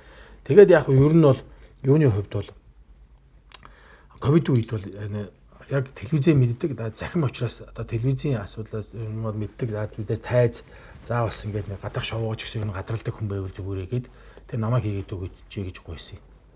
Би тэгт нь бол юу гэхээр хэд удаа бол энэ асуудал нөгөө хэлээд за би зөвшөөрөхгүй яа гэх юм оюун эрдэнэ сайд одоо ингээд бас ийм ба надтай хамаарал бүхий итгээд ийм байна гэдгсэн чинь чи ямар ч байсан хий. Тэгээд за тэгвэл би мөнгө төгрөг авахгүйгээр хийя гэд манай одоо Hero Entertainment чинь нөгөө нийгмийн харилцааны хүрээнд энийг хийя. Мэдээж одоо ковид үе юм чинь бүгдээрээ бас байтайгаа юм ийгээд гэхдээ би бол одоо өн төлбөргүй ажиллана гэд бус дуран бүтээлчдүүд шууд гэрээ хийгээд ингээд хийсэн юм төсөл юм байна. Тэгээд наадам дээр дахиад санхүүжилт би дахиад наадам дээр нэг юм нэмээд хэлчихэд наадмын чинь яг ингээд цаг тухайд тулгаад тэгэл хүү хийх яг найруулагч олоход амар хэцүү юм бэл. Амар нөгөө хариуцлагатай ажил учраас ихэвчлэн цугцдаг. Тэгэл хүн олддоггүй. Тэгээд бас нэг юм нөгөө юм уу. Гэхдээ би найруулъя гэсэн хүмүүс сошиалаар өөрсдөө илэрхийлдэг. Тэгээд тэр нь өөрөө стандарт хангадаггүй ч юм уу тийм л юм шиг байна. Тэр чинь мэдээж тийм дуршлагатай байсан байх ёстой шүү дээ. Ядаж нэг юуны улс сумын хэмжээний юм хийцэн байх хэвээр урд нь хийсэн түүхтэй байх хэвээр алдаа гарбал энэ чинь нийтийн шившиг болно. Наранбаатарыг бол одоо хүн олдохгүй болол олон дахин удаа хийсэн. Яг үүндээ олон удаа Монголыг аварсан хүн баггүй ер нь бол. Наранбаатарын хувьд бол. Гэхдээ одоо ингээд таны ковидын үеийн наадам за хүүхдийн фонд ч яг мэдээллийн урсгалын хажууд өөр уран бүтээлчдийг оруулсан нэвтрүүлгэний юу лээ? Карантин 14. Карантин 14 гээд тэр олон захиалгатай нэвтрүүлгүүдийг ингээ харахаар ковидын үед яг дүүгээ ерөнхий сайд байх үед ер нь энэ тарих угаалт олон нийтэд хүрэх PR ажил дээр санхүү дээр нь та эзэн сууж исэн юм шүү. Гүү штэ тэр чинь тэгэл тэр чинь урд нь бас тэгэл хийж л гэсэн шүү дээ. Чи урдлын хийсэн юмнуудыг бодох хэрэгтэй шүү дээ. Урд нь тэгэл бас л нэвтрүүлгүүд л хийж лээсэн иймэрхүү хэмжээний шоу юмнуудыг хийж л гэсэн шүү дээ. Би чинь 30-аад жил яг энэ салбарт болоор ажилласан байна шүү дээ. Намайг бас одоо Hero ч анх байгууллагад 21 жил болж байна. Тэрнээс өмнө Entertainment, Боролдоо студ гэдэл би чинь Батулга гэж хүн чинь зүгээр 8 хийдэг байхад л би танилцчихсан шүү дээ. Тэр Pyramid Card-ны баримлын реклам хийгээл Pyramid Card гэж танилцчихсан гэлж бодолт. Тэгэл би Монголын бүхэл анхны клипүүд, анхны гэсэн тодголтой бүх клипүүдийг хийгээд л реклам зарчилгаа, шоу, стадионы тоглолт гэдэг одоо ингээл зөндөөл шүү дээ. Тэгэд гинт л одоо юу гэдэг нэг тулга гэж хүн гараад ирсэн л хамт гарч ирээл ингээл 2024 онд Hero Entertainment компани 258 орчим сая төгрөгийн ашигын татвар төлсөн байна. Тэгээ бид нар ингээ Hero Entertainment-аас орлого олдог штэ, оюун эрдэнчиндээс орлого олдог штэ гэдэг. Тэгээд төлсөн татвар нь 258 сая төгрөг. Манайх одоо 16 хүнтэй World Media компани 24 онд 100 сая төгрөгийн татвар төлсөн. Сайн байна бариургий. Тэгээ ер нь их оронж байна гэдэг чинь яг энэс л эхэлнэ шүү дээ. Тэгээ би бол татвар маш сайн төлдөг гэж боддог. Манайх бол нийтдээ сүүлийн 5 жилд одоо ингээ өөний татварын юм чинь бүгд ил байгаа шүү дээ. Харин бага юм биш үү хэлэх гэдэг. Манайх бол 4 тэрбум байна нөх. Нийтдээ. Одоо сүүлийн 5 жилийн дунджаар бол би одоо Монгол Улсын төсөвтөө 4 тэрбум 5 жилийн дотор юм. Тий. Тэгээд би бол улсын төсөвт 4 тэрбум өгсөн байна. Би энэ миний төсөв дөрөмдүүлсэн мөнгөөр багш ажилчдын цалинд мөнгө тавьж байна. Зарим нэг хүмүүсийг боловсролын зээлийн сангаар сургаж байна. Танах хэдэн ажилтнтай? За манайх ч бол 20-од одоо уран бүтээлчнэр байна. Мөн түгээд нөгөө гэрээ тайлчд бас олонтой манайх чинь. Нөгөө тухайн ажилласаа болоод олон ажил дээр 9 мөнх гэдэг продюсертай хамтарч ажилласан юм байна шүү дээ. ер нь ажилтдаг ажиллагч байх. Продюсерийн бизнесийн их усүр зөвхөн номац юм уу? Тийм байл үү. Би яаж мэдэх юм бэ? Олон жил хамтарч ажиллаж байгаа. Тэгээ одоо бүх танд хөрөнгө оруулдаг продюсер гэж. Сайн мэдлэгээ та одоо ямар орлоготой байна гэж би энэ хугацаанд бас ингээд бас хүний кармаараа ингээгөө дээсэнгүү л дээ. Оюутлахаа катеринг хийдэг үлээ. Мэдхгүй тэрийг бас өөрөөс нь асууж байгаа. Би тэрийг мэдчихээ сонсож байгаа юм байна. Тантай ярилцсны хувийн асуулт асуумаар байна. Та олон эмэгтэйчүүдтэй нэр холбогдчихсон. Одоо их нэртэй болсон уу? Ярьж байгаа би. Юу асууж байгаа ч таач удаа. Болоогүй мө. За манай нэвтрүүлэгт цаг гаргасан танд баярлалаа. Таны ажилд амжилт хүсье. Агуудаа л ярьж байгаа. Тэгээд сандардаг хэцүү юм байна. Би урд нь бол Санжийн Баяргаатай нэг ярилцлаганд орчихсон. Хууль зүйн сайд энх хоёр баримт байгаа. Монгол хаан жүжиг төрөөс мөнгө авсан, дэмжлэг авсан гэдээ байгаа. Тэгээд тэрийгээ та одоо хуулийн өмнө л батлахулж тэ. Батлуут гэдэг гишүүнийг бас өгсөн байгаа. Нэг студиуд огчулсан гэдэг яриад байсан шүү дээ. Тэгээд мэдгүй тэр өөрөө тэгж хэлсэн юм уу? Ямар ч байсан студиуд нэг 7 тэрбум мөчүүлөө студиуд огчулсан гэдээс. Тэрийг бас биднээс шүүх тандсан байгаа. Мөн одоо энэ нөгөө 14 15 давхраа дээрэмж авсан асуудлыг бас биднээс одоо байн зүрх төрөд бас одоо хэрэг нээгээд шалгуулах гэж байна. Тэгээд шалгаад шийдсэн дээр л дээ. Тэгээд шалгалтын ер нь яг нэг юм нь бас нэг ингэдэм билээ. Ингээд шалгаа шийдчихдэг. Тэгээд яг одоо мөнгө өгсөн гэдгийг бол бүгд шуугсан мөртлөө дараа нь ингээд нөгөө игсэн байна одоо идээгүй байна тийм аваагүй байна гэдээ бичиг гарчдаг. Тэгээд тэрийг нэг хүмүүс хүлээж авч юм. Одоо та жишээ нь хүүхдийн телефондыг мэдээгүй л шүү дээ. Мөнгө одоо би чинь яг тэр доороод буцаагаад өгсөн. Тэгэл тэр хүн маань одоо тэр мөнгө маань одоо бүр 25 сая 25 тэрбум төгрөг болцсон байна ч гэж яах шиг гэж одоо ингэсэн байна шүү. Тэгэхээр сайн мэдэн дээр биднээс жоохон тийм хойрог муу мэдэн дээр ер нь нийгмээрээ жоохон сураг болцсон юм болоо да гэж бас бодох юм. Тэгэхээр ер нь сайн мэдээг илүү төлхөө гаргаж явуулж явах хэрэгтэй болоо гэж бодчих. Тэгэхээр намайг яриулсанд баярлалаа. За баярлалаа. Бидний цаг уг нь нэг асуулт нь 3 минутанд багтааж хариулдаг, 10 асуулт асуудаг. Тэгээд ховрт хүн гаралсан болохоор энэ дөрмөө зөрчүүл танаас нэлээд олон асуулт асуучлаа. Цаг гаргасанд баярлалаа. Баярлалаа.